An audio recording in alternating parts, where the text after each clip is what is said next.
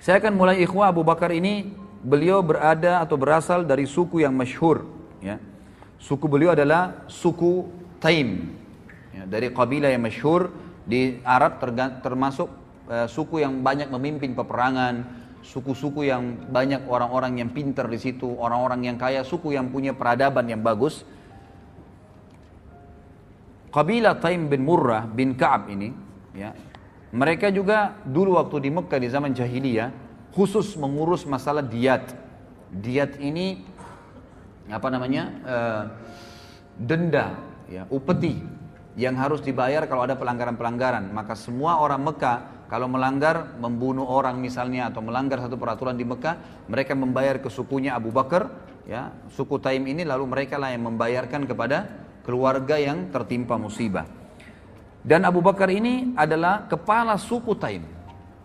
Jadi memang dia bukan orang biasa, kepala suku itu, suku Taim yang terkenal tadi. Nama Abu Bakar sebenarnya adalah Abdullah. Namanya adalah Abdullah. Ya, jadi ini Abu Bakar sebenarnya yang terkenal, ya.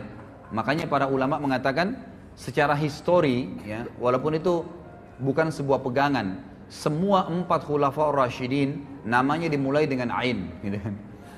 Jadi Abu Bakar namanya Abdullah, datang setelahnya Umar, datang setelahnya Uthman, datang setelahnya Ali, gitu kan. Jadi sebenarnya di masjid-masjid itu banyak yang ditulis, walaupun ditulis sebenarnya tidak boleh, ya. Tapi kalau orang tulis, semestinya ditulis namanya Abdullah. Nanti dalam kurung Abu Bakar, mestinya seperti itu, sehingga orang tidak lupakan namanya yang sebenarnya. Namanya ada Abdullah bin Abi Kuhafah. Abi Kuhafah ini nama ayahnya, ya, nama ayahnya, ya. Uthman bin Amir, Uthman ibn Amir. Dan saya mohon maaf, pernah saya sampaikan di salah satu pengajian saya, sudah diupload di YouTube. Saya keliru pada saat mengatakan, dan semoga Allah ampuni saya pada saat itu, ya. Saya sempat mengucapkan Abu Kuhafah tidak sempat masuk Islam, gitu kan. Padahal sebenarnya Abu Kuhafah sempat masuk Islam, dan ada riwayat sahih yang saya temukan bahwasanya Abu Kuhafah di akhir hidupnya di pembebasan kota Mekah sempat digendong oleh Abu Bakar, lalu Abu Bakar menuntunnya di depan Nabi SAW untuk syahadat, dan dia sempat Islam, ya, radhiyallahu anhum ajma'in. Dan ini memang karena saya kemarin kekurangan informasi, tapi insya Allah semoga Allah ampun. Dan ini bukan aib, ikhwah, ya. Perlu ambil pelajaran juga dalam majelis ilmu. Kalau seseorang itu salah, dia mengatakan maaf saya salah, saya keliru, dan diperbaikin. Itu sebenarnya yang benar. Karena kalau kita biarkan hanya karena kesombongan, hanya karena ego, akhirnya kita bukan penuntut ilmu sebenarnya. Ya, orang semua bisa salah, mengaku oh ya saya salah, mohon maaf saya keliru, lalu lurus datang kepada jalan yang benar. Itu yang benar. Penuntut ilmu memang begitu.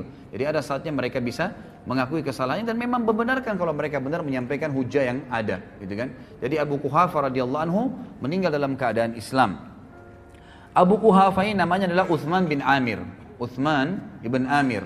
Ini namanya ayahnya Abdullah atau Abu Bakar radhiyallahu anhum. Dan ibunya bernama Ummul Khair, julukannya, ya, Ummul Khair panggilannya, dan namanya adalah Salma binti Sakhar bin Amir. Salma binti Sakhar bin Amir, ya. Sebelum masuk Islam, Abu Bakar ini namanya adalah Abdul Ka'bah. Abdul Ka'bah, pernah dipanggil Abdul, jadi hambanya Ka'bah, gitu kan. Ini ada alasannya, gitu kan. Jadi pada saat ibunya, jadi ada dua, ada di sini ibunya pernah, ya, di suku ibunya itu pada saat Abu Bakar belum lahir, selalu kalau ada anak laki-laki pasti lahir dalam kondisi cacat, ya. Sebelum Abu Bakar lahir beberapa waktu ini, kalau ada yang lahir bayi-bayi pasti cacat atau memang dari hasil yang tidak sah, gitu kan. Atau kalau ada laki-laki lahir normal maka meninggal masih bayi. Maka ibunya bernazar, Ummul Khair bernazar, kalau seandainya Allah karuniai dia lahir anak laki-laki, dia akan menamakan Abdul Ka'bah, artinya dia akan abdikan kepada Ka'bah itu, ya, sebagai tanda, ya, pengabdiannya kepada Allah Subhanahu wa taala. Kemudian juga dia memiliki nama yang lain yaitu Atiq. Dan Atiq juga ini berselisih ulama tentang sebab dikatakannya Atiq. Tapi yang paling kuat ada yang mengatakan Atiq itu artinya sebenarnya muharrar, ya, muharrir, yang terbebaskan, gitu kan. Ada yang mengatakan tadi kisah ibunya itu yang sukunya tidak ada yang melahirkan anak laki-laki, lalu dia mengatakan kalau anak ini lahir normal selamat, saya akan bebaskan dan saya akan seperti diserahkan kepada Ka'bah. Ada yang mengatakan juga karena putihnya warna kulit beliau radhiyallahu anhu, maka dikatakan Atiq, terbebaskan dari warna hitam, gitu kan, kulitnya.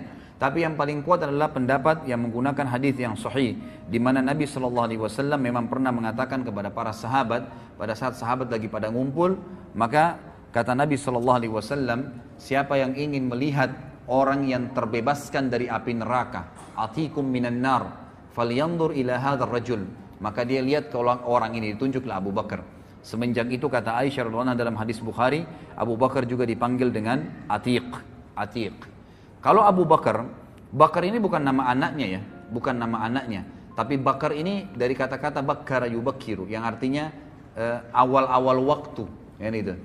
Yang dari awal dikatakan Abu Bakar karena dia awal masuk Islam, orang termasuk yang awal masuk Islam. Jadi biasanya kan kalau dia punya anak maka dikatakan Abu Fulan ya, tapi ini bukan Bakar nama anaknya, tapi ini karena dia baru masuk Islam dan karena dia orang yang pertama dari kalangan laki-laki dewasa masuk Islam, maka dikatakan Abu Bakar. Ini sebab dinamakan Abu Bakar. Sementara dari sisi khalqiyah ya, sisi khalqiyah itu ciptaan fisiknya, disebutkan Abu Bakar ini orangnya kurus gitu kan, badannya kurus. Kemudian beliau memiliki kulit yang berwarna putih, serta beliau memiliki tinggi yang sedang ya. Aisyah memberikan gambaran urat-urat di tangannya terlihat ya, karena kurus badannya radhiyallahu anhu. Tapi kita akan lihat nanti bagaimana perannya, dan kita ambil dari kenapa kita sebutkan ciri fisiknya ini, agar kita lihat ternyata fisik bukan jadi tolok ukur. Bukan jadi tolok ukur dalam Islam. Bisa orang itu kecil, bisa orang itu cacat, bisa itu orang mungkin di mata manusia kecil, tapi di mata Allah Azza wa Jalla besar. Abdullah bin Mas'ud radhiyallahu anhu pernah naik di atas sebuah pohon kurma dalam hadis Bukhari, kemudian karena kurus sekali Abdullah bin Mas'ud itu. Jadi kurusnya itu antara tulang sama ototnya, sama yang tersirat dari dagingnya itu hampir sama, karena kecil sekali gitu kan. Waktu dia naik di atas pohon kurma, Abdullah bin Mas'ud, Anda selalu dengar hadisnya, diriwayatkan oleh Abdullah bin Mas'ud, sahabat yang mulia. Kita mungkin tidak tahu fisiknya, ternyata kurus sekali. Dia naik di atas sebuah pohon, ikhwas sekalian, kemudian ada angin menyingkap bajunya. Ya, sedikit kelihatan betisnya, maka para sahabat sempat tertawa spontan, bukan niat ingin mengolok ya, karena tiba-tiba lihat orang kok kurus sekali gitu. Mereka tertawa. Lalu Nabi SAW, itu dari situ Nabi SAW mengatakan, apakah kalian tertawa dengan dua betisnya Ibnu Mas'ud? Demi zat yang ubun-ubunku dalam genggamannya, maksudnya demi Allah, dua betisnya Ibnu Mas'ud di timbangan hari kiamat lebih berat daripada gunung Uhud. Jadi bukan itu tolokan masalah fisik, walaupun fisik dalam Islam juga boleh dianjurkan untuk dijaga. Tapi kita lihat nanti di sini Allah SWT lebih menuju atau lebih tersasar kepada hati seseorang.